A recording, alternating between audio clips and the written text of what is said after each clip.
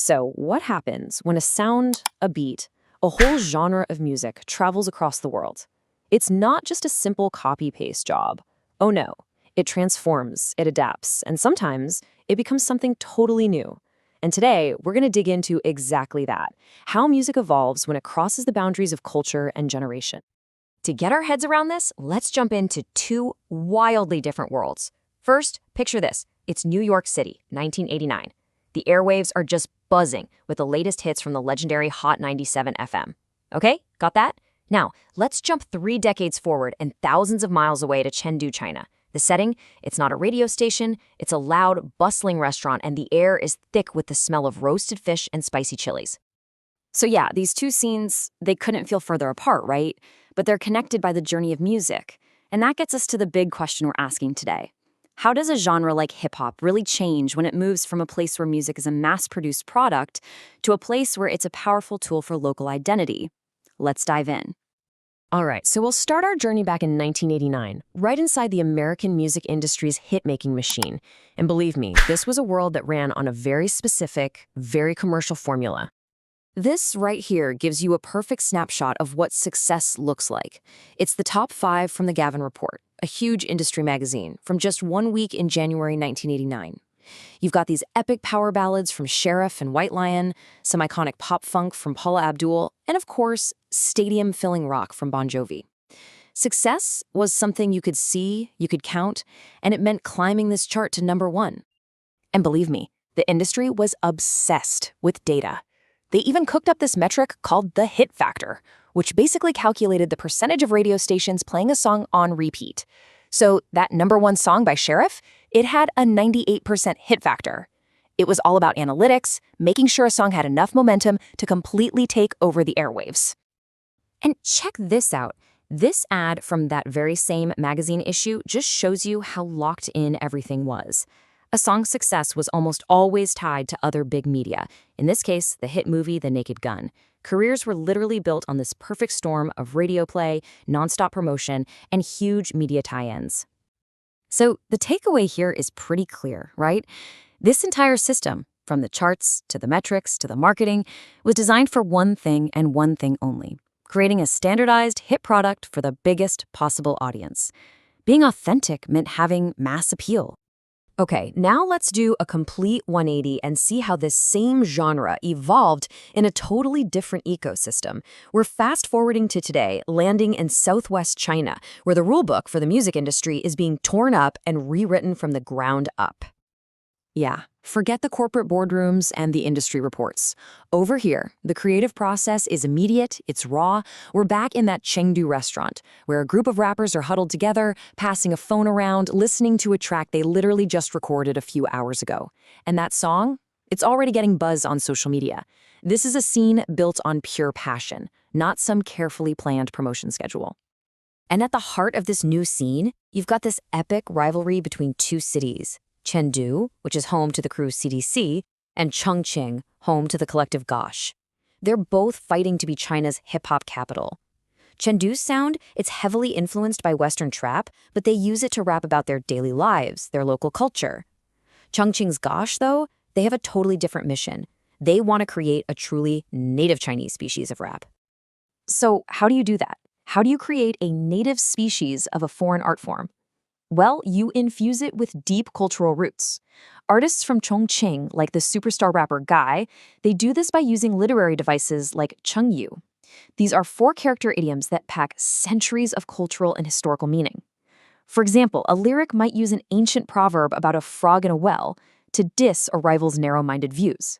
It just adds this layer of depth that a local audience will feel instantly. And this quote, man, it just nails it. Guy isn't just rapping over a trap beat, he's weaving it together with references to dynastic history and Jianghu culture, which is kind of this romantic idea of Robin Hood-style heroes from classic Chinese novels. He's mixing modern swagger with the vocal styles of traditional Chinese opera. The result is a sound that's completely new. So this all leads us to a really fundamental question. We've just seen 2 music scenes that are operating on completely different principles. So what does it even mean to be authentic, or to have made it, in each of these worlds? I mean, the difference here is just night and day, isn't it? Back in '89, success was all external.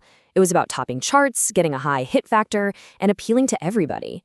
But in Chengdu and Chongqing, success is internal. It's about representing local pride, using your specific dialect, and creating a unique cultural flavor. The goal isn't to be universally liked, it's about being authentically from here. The rapper Ansar J from Chengdu, he puts it perfectly. He's totally aware of the criticism that Chinese music can sometimes just be a facsimile of Western trends.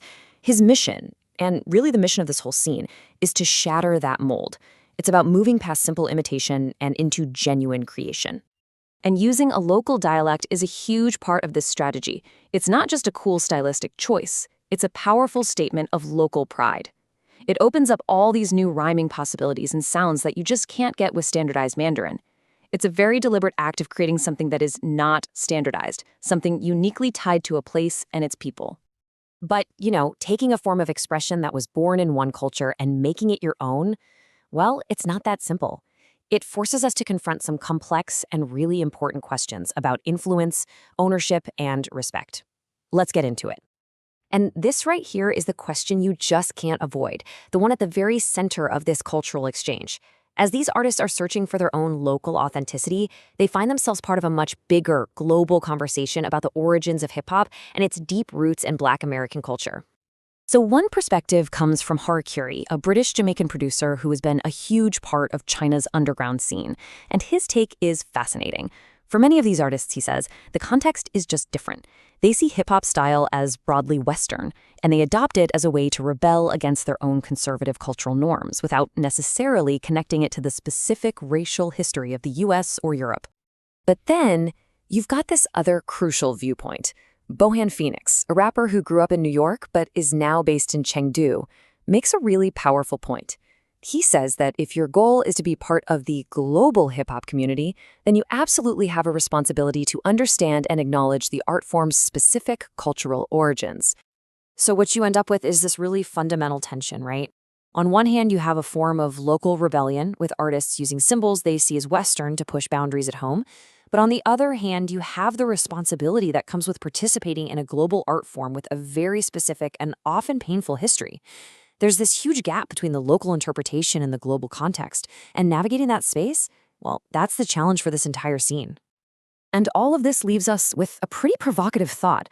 That hit factory back in 1989, with all its data and mass market formulas, it didn't just disappear. It evolved into today's streaming algorithms, which also try to quantify what makes a hit.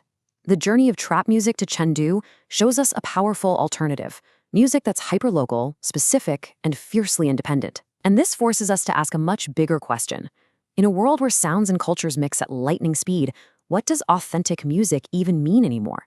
Is it loyalty to a genre's origins, or is it about its power to express a new, local truth? There's no easy answer, but that very tension is what's going to define the sound of our future. Also in China tobt gerade ein ziemlicher Kampf, und zwar um die Seele des Hip-Hop. Und mit drin, da gibt's eine richtig krasse Rivalität zwischen zwei Städten, und die könnte alles verändern. Wenn man so an chinesischen Hip-Hop denkt, dann hört man oft genau das hier, dass die Szene nur eine seichte Nachahmung von dem ist, was in Nordamerika passiert. Aber ganz ehrlich, wer das glaubt, der hört einfach nicht genau genug hin. Diese Sichtweise, die ist viel zu einfach. Denn was, wenn da gerade etwas komplett Eigenes, etwas Neues entsteht? Genau das schauen wir uns heute an. Wir werfen einen Blick auf zwei Rivalen, Chengdu und Chongqing. Beide kämpfen nämlich um den Thron, um den Titel „Wer ist die wahre Hip-Hop-Hauptstadt Chinas?" Jenseits der Nachahmung. Zwei Städte, zwei Sounds. Und glaubt mir, hier geht's um so viel mehr als nur um Beats und Reime. Das ist ein echter Kampf um Identität, um Kultur. Und am Ende steht diese eine riesige Frage im Raum. Was heißt es eigentlich, authentisch zu sein in unserer total globalisierten Welt? Und diese Tabelle hier, die fasst den Kern des Konflikts eigentlich perfekt zusammen. Auf der einen Seite haben wir Chengdu mit der Crew CDC, die nehmen den westlichen Trap-Sound und machen ihn zu ihrem eigenen, sie assimilieren ihn. Und auf der anderen Seite, da ist Chongqing mit Gosh Music, die gehen einen komplett anderen Weg und erschaffen etwas, das sie selbst als einheimische chinesische Spezies bezeichnen. Also lokaler Stolz gegen uralte Kultur. Ziemlich spannend. Okay, fangen wir mit Chengdu an. dem Stolz auf den Dialekt. Was genau macht diese Assimilierer des Trap denn so besonders? Also, für die Crew CDC aus Chengdu ist die Sache klar. Es geht um lokalen Stolz. Das Wichtigste für die ist, dass sie in ihrem Heimatdialekt rappen. Und das ist nicht nur irgendwie ein cooles Gimmick. Nee, das ist ein echtes Statement, ein Bekenntnis zu ihrer Identität. Und, was super interessant ist, dieser Dialekt eröffnet klanglich ganz neue Möglichkeiten, die du im Standardmandarin so einfach nicht findest. In ihren Texten geht es dann auch oft um ganz alltägliche Dinge, um das Leben direkt vor Ort. Anders Ye von CDC bringt es hier auf den Punkt. Er sagt, wir nehmen diesen westlichen Import, assimilieren die Kultur und fügen unseren eigenen Geschmack hinzu. Es geht also nicht ums Kopieren. Es geht darum, sich etwas anzueignen und was komplett Neues, Eigenes daraus zu machen. Etwas, das ihnen gehört. So, und jetzt wechseln wir die Seite, schauen wir uns den großen Rivalen an, Chongqing. Die Innovatoren eines einheimischen Sounds, die auf alte Traditionen setzen. Und ihr Weg zur Authentizität, der könnte wirklich nicht anders sein. Hier regiert die 12-köpfige Crew Gosh Music. Und ihr Sound, der wird als einheimische chinesische Spezies bezeichnet. Das ist eine ziemlich krasse Ansage, oder? Heißt, die lassen sich nicht primär vom westlichen Trap beeinflussen, sondern graben tief in der eigenen traditionellen chinesischen Kultur. Ihre Friend This is the Fox City ist mittlerweile absolut ikonisch und ihr Frontmann Guy hat es sogar in den Mainstream geschafft. Um zu verstehen, wie tief das Ganze geht, müssen wir kurz über Chengdu reden. Stellt euch das so vor. Da sind Redewendungen, die aus nur 4 chinesischen Schriftzeichen bestehen, aber eine riesige, oft historische Bedeutung haben, die weit über die einzelnen Worte hinausgeht. Normalerweise findet man die in hochgestochenen Reden, aber Rapper Guy, der packt die einfach mal so in seine Texte. Genial, oder? Aber das ist noch nicht alles. Guy bedient sich auch bei der Jianghu-Kultur. Das ist quasi dieses romantische Ideal aus alten chinesischen Romanen. Denkt an Robin Hood-artige Helden, Vagabunden im alten Kaiserreich. Eine Welt voller Kampfkunst, Ehre und Rebellion. Und diesen Bias, den holt er in seine Musik. Das ist, mal ehrlich, meilenweit entfernt von den typischen Trap-Themen wie Geld und Autos. Okay, eine Frage der Kultur. Hier wird's jetzt richtig komplex. Denn dieses ganze Streben nach einer eigenen lokalen Authentizität, das bleibt natürlich nicht im Verborgenen. Je bekannter diese Künstler werden, desto mehr rückt eine globale Debatte in den Fokus. Wem gehört eine Kultur eigentlich? Und wo fängt kulturelle Aneignung an? Der Produzent Harikiri hat da eine ziemlich interessante Perspektive aus der Szene selbst. Er sagt, für viele chinesische Rapper ist Hip-Hop erstmal einfach westliche Kultur. Wenn sie sich also zum Beispiel Dreadlocks machen, dann ist das für sie ein Akt der Rebellion gegen ihre eigene, oft sehr konservative Kultur. Es geht nicht unbedingt darum, sich direkt mit der Black Culture auseinanderzusetzen, aus der das ja stammt. Aber es gibt natürlich auch die andere Seite. Der Rapper Bohan Phoenix, der zwischen Chengdu und New York pendelt, bringt den Gegenpunkt.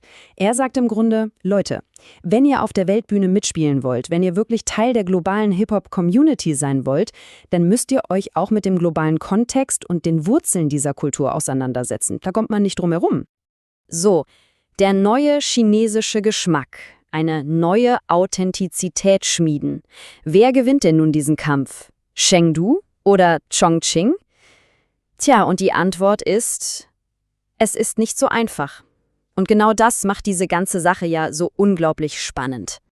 Denn am Ende des Tages ist das hier keine Nachahmung. Auf der einen Seite haben wir Assimilation, auf der anderen Innovation. Beide Städte, Chengdu und Chongqing, gehen ihre ganz eigenen, absolut legitimen Wege, um authentisch zu sein. Und dabei definieren sie gerade komplett neu, was chinesischer Hip-Hop überhaupt sein kann. Und das bringt uns zu einer letzten, wirklich großen Frage, die weit über China hinausgeht. Wenn Hip-Hop wirklich global wird, wer bestimmt dann eigentlich seine Zukunft? Und vielleicht, nur vielleicht, ist dieser Kampf um die Seele des chinesischen Hip-Hop schon ein kleiner Vorgeschmack auf die Antwort. Le hip-hop chinois, ça explose en ce moment. Mais c'est quoi, au fond, sa véritable identité? On est bien loin d'une simple copie, croyez-moi. C'est toute une culture qui est en train de bouillonner. Et au cœur de tout ça, il y a 2 villes rivales, avec 2 visions complètement opposées de ce que doit être un rap authentique. Allez, on plonge dans cette histoire fascinante. Voilà, ça c'est le cliché qu'on entend partout. La scène chinoise ne serait qu'une pâle copie de la trappe américaine. Mais en pensant ça, on passe à côté de tout l'essentiel, de toute la créativité, de la culture locale qui est en train de vibrer juste sous la surface. Et c'est justement ça qu'on va aller chercher ensemble. C'est la grande question, pas vrai? L'authenticité. Est-ce que ça vient des origines d'un genre musical ou est-ce que c'est plutôt la façon dont les artistes se l'approprient pour raconter leur propre histoire? Gardons bien cette question en tête, elle va nous servir de fil rouge. Alors, voilà notre programme. D'abord, on va déconstruire ce mythe de l'imitation. Ensuite, on va faire un détour assez surprenant par l'industrie musicale américaine de 1989. Ça nous aidera à piger la rivalité entre les deux capitales du rap chinois. Et puis, on verra comment un son vraiment unique est en train de naître et ce que ça implique pour la culture à notre époque. Bon, première question, le hip-hop chinois, simple imitation ou pas? Allons voir ce qui se passe vraiment sur le terrain, bien au-delà des stéréotypes. Imaginez un peu la scène. On n'est pas dans un clip à gros budget, non, on est dans un petit resto local. Et la musique qu'ils écoutent, elle est ancrée dans leur vie, dans leur réalité. Le fait d'utiliser le dialecte du coin, ce n'est pas juste un détail, c'est un vrai choix artistique qui donne des sons uniques qu'on ne pourrait jamais avoir en mandarin standard. On est déjà à des kilomètres de la simple copie, là. Et pour vraiment saisir à quel point cette scène est organique, on va faire un petit voyage dans le temps. Un détour assez inattendu, je vous préviens. On va comparer ça à un modèle complètement à l'opposé, la machine à tube de l'industrie américaine à la fin des années 80. En 1989, le succès ce n'était pas une histoire de viralité sur Internet. Non, c'était fabriqué. Tout était mesuré, analysé, optimisé pour passer à la radio. Un hit, c'était le résultat d'une stratégie commerciale ultra précise. Bref, tout le contraire de la spontanéité de nos rappeurs dans leur restaurant. Pour se faire une idée de l'époque, il suffit de jeter un œil à ce classement. C'est le top du Gavin Report, la bible de l'industrie à ce moment-là. Shérif, Paula Abdul, Bon Jovi, on est dans un paysage sonore très pop, très calibré, où chaque morceau était pensé pour plaire au plus grand nombre. Le concept clé de l'époque, c'était ça, le hit factor. Le succès, ce n'était pas une question d'art, c'était un simple pourcentage, un calcul froid pour savoir si une chanson était commercialement viable. Un système qui, forcément, encourageait la conformité, pas vraiment l'expérimentation. Et regardez cette publicité, elle illustre ça à la perfection. On se sert du succès d'un film, y a-t-il un flic pour sauver la reine, pour vendre la chanson. La musique n'est qu'un produit parmi d'autres. Gardons bien ce modèle en tête parce qu'on retourne en Chine. Retour dans le présent. En Chine, la scène hip-hop ne se construit pas à coups de hit factors. Non, elle se construit à travers une rivalité culturelle hyper intense entre deux grandes villes du sud-ouest, Chengdu et Chongqing. C'est une véritable bataille pour définir l'âme du hip-hop chinois. Et voilà, la différence, elle est là. À Chengdu, avec le collectif CDC, on regarde vers l'extérieur. L'idée, c'est de prendre les tendances mondiales, comme la trappe, et de les réinventer à leur sauce. À Chengqing, avec Gauche Music, on regarde vers l'intérieur. Eux, ils se voient comme une espèce indigène. Ils cherchent à créer un son qui vient du plus profond de l'héritage chinois.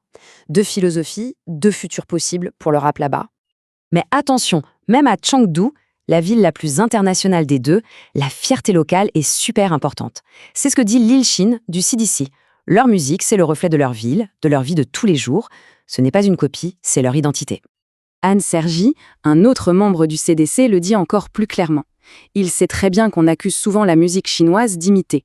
Sa réponse est limpide. Il ne s'agit pas de copier, mais d'assimiler pour créer. C'est un processus de transformation, pas juste de reproduction. Ok, maintenant, allons voir à Chongqing comment cette idée prend forme. Si Chengdu adapte, Chongqing, eux, ils cherchent à créer à partir de leurs propres racines. C'est vraiment là que la recherche d'un son purement chinois devient flagrante.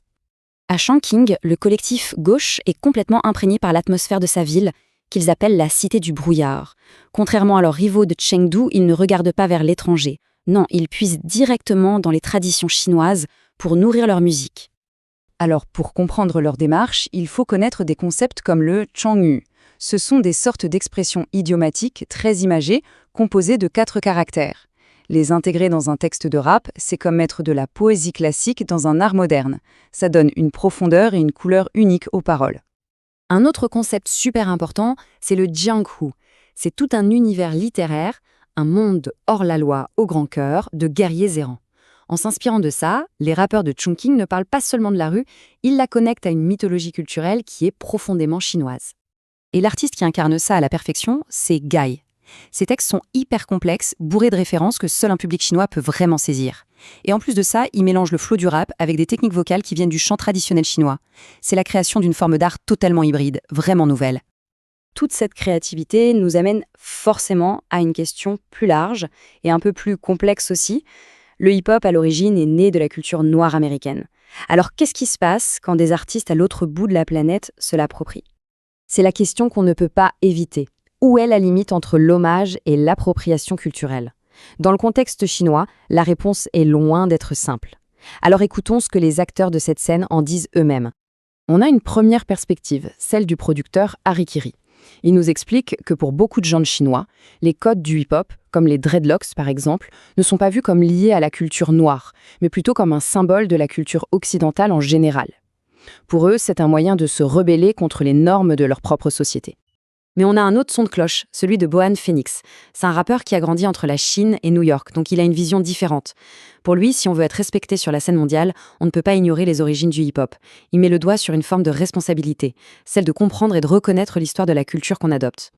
Et on va terminer là-dessus, entre Chengdu qui absorbe les influences du monde entier et Chengwing qui se tourne vers ses propres racines, le hip-hop chinois nous force à nous poser une question fondamentale. Dans notre monde hyper connecté, à qui appartient la culture? Il n'y a pas de réponse facile évidemment, mais c'est cette tension-là qui va continuer de façonner la musique de demain. A ver, vamos a meternos de lleno en esto, porque, ojo, esto no va solo de música, esto va mucho más allá. Es una ventana a la identidad, a la globalización y sobre todo a cómo el arte puede reinventarse por completo al cruzar fronteras. Así que vamos a descubrir cuál es la historia de verdad. Y claro, lo primero que se suele pensar, sobre todo desde aquí, desde Occidente, es, lo que dice esta cita, que es una imitación y ya está. Pero, ¿y si esa idea de que es una copia superficial estuviera completamente equivocada? Esa es la gran pregunta que vamos a intentar responder. ¿Es una simple imitación o estamos asistiendo al nacimiento de algo, totalmente nuevo? Vale, esta es la hoja de ruta que vamos a seguir. Primero, desmontaremos esa idea de que es una imitación. Después, viajaremos al corazón de la movida, a esas ciudades rivales que están creando un sonido propio. De ahí daremos un salto en el tiempo, un salto bastante curioso, para entender por qué todo esto es tan revolucionario. Y terminaremos con el debate final, esa conversación global sobre qué es ser auténtico hoy en día. Pues venga, vamos allá. Empecemos por el principio, por el punto número 1. Vamos a derribar de una vez por todas ese mito de que todo es una simple copia.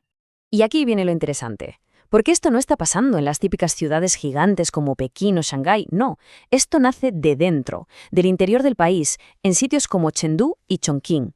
O sea, lejos de los grandes centros de poder, está brotando una escena, una movida completamente nueva que sale literalmente de la calle. Es algo súper orgánico. Así que vamos a poner la lupa ahí, en esas dos ciudades. Porque su rivalidad no es solo un tema de estar una al lado de la otra, no. Es que es el motor, el verdadero motor creativo que está dando forma al sonido de todo un país. ¿Y cómo se traduce esta rivalidad en la música? Pues es que es como la noche y el día. Por un lado tenemos Chengdu con la gente de CDC, lo suyo es puro orgullo local, contar cómo es su vida, su día a día, sobre bases de trap que sí, beben mucho de lo que se hace en Estados Unidos. Pero es que justo al lado, en Chongqing, la crew Ghost Music va por un camino totalmente diferente. Ellos lo que hacen es mezclar el rap con la cultura tradicional china, pero la más pura. Su frase, esta es la ciudad de la niebla, se ha convertido casi en un himno. A ver, hay que olvidarse por completo del modelo de industria musical que tenemos en la cabeza. Esto es otra cosa. Es hipermoderno y a la vez súper local. La escena es, literalmente, esta. Chavales que se juntan en un restaurante, se pasan una maqueta por el móvil que han grabado hace unas horas y para cuando han acabado de cenar, un trozo de esa canción ya se está haciendo viral en redes.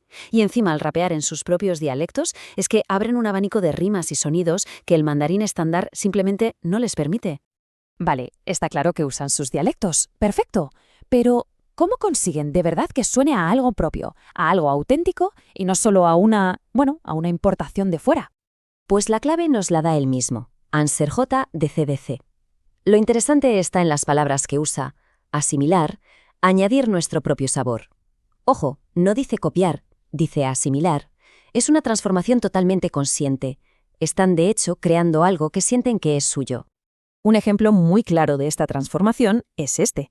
Guy, uno de los raperos de Chongqing, mete en sus letras los Chengdu. Son como refranes o frases hechas de 4 caracteres cargadísimos de historia y cultura. Lo normal sería escucharlos en un discurso súper formal, ¿no? En una canción de rap. Para que nos hagamos una idea, es como si un rapero de aquí se pusiera a soltar frases en latín en medio de un tema de trap. Es rompedor, es atrevido y desde luego es 100% chino. Pero es que la cosa va todavía más allá. La gente de Goshi Music se inspira un montón en la cultura Jianghu. A ver, esto es un concepto de la literatura clásica china que habla de héroes un poco vagabundos, de códigos de honor, casi como una especie de mitología de Robin Hood, pero a la china. Y claro, esto le da a su música una profundidad, una capa de historia que es imposible de confundir con otra cosa. Y ahora, para que entendamos de verdad lo revolucionario que es todo esto, vamos a hacer un cambio de tercio radical. Nos vamos de viaje. Un viaje en el tiempo a la industria musical de Estados Unidos. Pues bienvenidos a 1989. Lo que estamos viendo es una página del Gavin Report. Aquí no hay redes sociales, ni vídeos virales, ni nada de eso. Es un mundo completamente analógico. Un universo que no tiene absolutamente nada que ver con el de los raperos de Chengdu hoy. En aquellos años, el poder estaba totalmente centralizado, no había más. Este informe era literalmente la Biblia de la industria. El futuro de un artista no dependía de sus fans, ¿qué va? Dependía de un grupito de directores de programación de radio. Ellos, y solo ellos, decidían qué canciones sonaban y cuáles se quedaban en un cajón. Y aquí es donde se ve el contraste brutal, el abismo que los separa. En el 89 todo iba de arriba a abajo. La radio mandaba, los directores decidían y las listas de éxitos eran la ley. El éxito, en cierto modo, se fabricaba. Hoy, en sitios como Chengdu y Chongqing, es justo al revés. El poder va de abajo a arriba. Un vídeo viral, la conexión directa con la gente que te escucha, una audiencia global a un clic, es un cambio de paradigma total y absoluto. Claro, todo este crecimiento, esta explosión tan global, nos lleva al último punto. Y es probablemente el más complicado. Porque cuando algo tan local de repente se vuelve global, es inevitable que surjan preguntas muy serias. Preguntas sobre qué es auténtico y dónde está la línea de la apropiación cultural. Y aquí entramos en un terreno delicado. El productor Harikiri, que está metido de lleno en la escena, da una perspectiva interesante. Lo que viene a decir es que en un país como China, que es étnicamente mucho más homogéneo, el significado histórico y racial de algo como, por ejemplo, llevar rastas, pues no se percibe igual. Para estos artistas es más un acto de rebeldía contra su propia cultura, una forma de abrazar lo occidental, en general, sin ser siempre conscientes de la conexión tan profunda que eso tiene con la cultura negra. Pero, y es un pero muy grande, como bien apunta el rapero Bohan Phoenix, que se mueve entre los dos mundos. En el mismo instante en que tu música sale de tus fronteras, el no lo sabía deja de ser una excusa válida. Si de verdad quieres formar parte de la comunidad mundial del hip hop, tienes que entender sus códigos, tienes que respetar su historia. Es así de simple. Y con esto en realidad volvemos al punto de partida, pero con una visión mucho más amplia. La escena china lo que nos enseña es que la autenticidad no es algo estático, no es una foto fija, es más bien una conversación, una negociación constante que ocurre justo en las fronteras entre culturas. Y esto nos deja con la gran pregunta, no solo para el hip hop, sino para el futuro de la música global. En este mundo hiperconectado en el que vivimos, ¿quién define al final lo que es auténtico? Allora, pensiamo un attimo all'hip hop. I primi nomi che vengono in mente sono ovviamente New York, Los Angeles, Atlanta. Ma se dicessimo Chengdu o Chongqing? Già, perché in Cina sta esplodendo una scena musicale pazzesca, super vivace e complessa, che però molto spesso viene capita male. Oggi cerchiamo di andare a fondo e scoprire la vera storia dell'hip hop cinese, che è molto più di semplice musica. Ecco, questo è un po' il punto. Spesso, soprattutto da noi in Occidente, l'idea è proprio questa, che sia solo una copia, un'imitazione. Ma la domanda è davvero così semplice? O forse ci stiamo perdendo qualcosa di grosso, una vera e propria rivoluzione culturale che sta trovando una sua voce, unica e autentica? Ok, per fare un po' di chiarezza, il nostro percorso si dividerà in 5 momenti. Per prima cosa, sfatiamo il mito dell'imitazione. Poi ci tufferemo nel cuore della scena, in 2 città rivali che lottano per il titolo di capitale del rap. Da lì vedremo come si crea un sound originale, per poi fare un salto indietro nel tempo, mettendo a confronto il prima e il dopo. E alla fine la domanda più importante: cosa significa tutto questo in un mondo globale? Perfetto, partiamo subito. L'idea quindi è che l'hip hop cinese sia solo una copia sbiadita. Un punto di vista molto diffuso. Sì, ma la realtà racconta tutta un'altra storia. Una storia di adattamento, di creatività e di grande innovazione.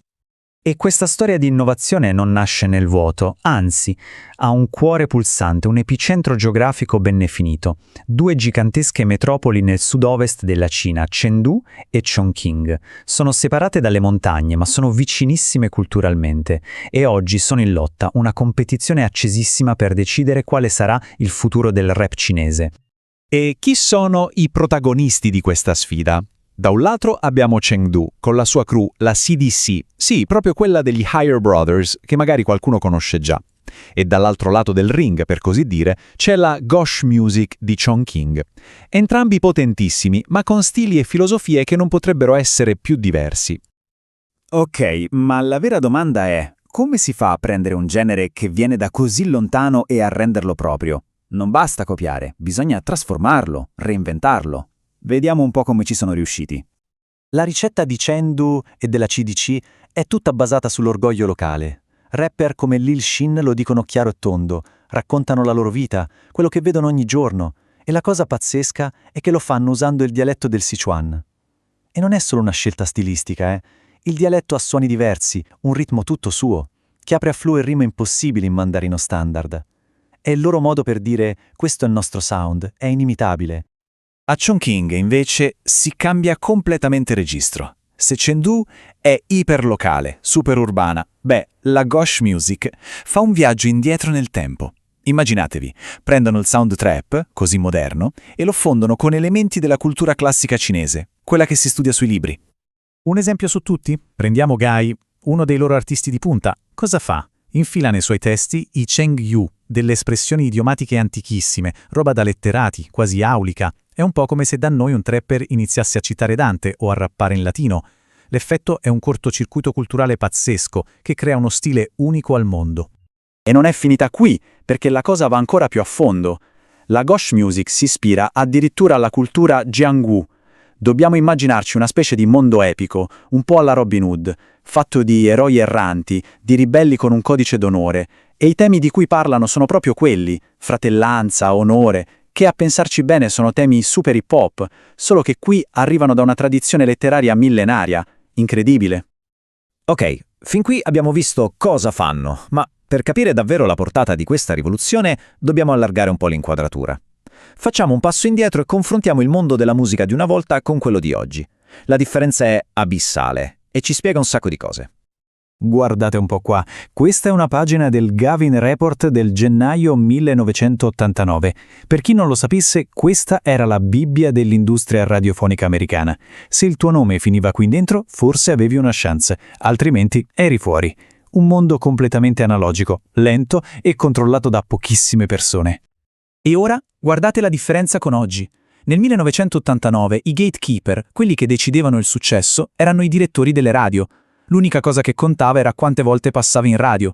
Oggi i gatekeeper sono gli algoritmi dei social. La metrica chiave sono le visualizzazioni, la viralità. Un pezzo può fare il giro del mondo in poche ore, raggiungere chiunque, senza bisogno di un'etichetta o di una radio. Ed è esattamente in questo nuovo mondo che gli artisti cinesi sono nati e stanno crescendo. Certo, questo accesso globale e immediato apre la porta a questioni molto più complesse.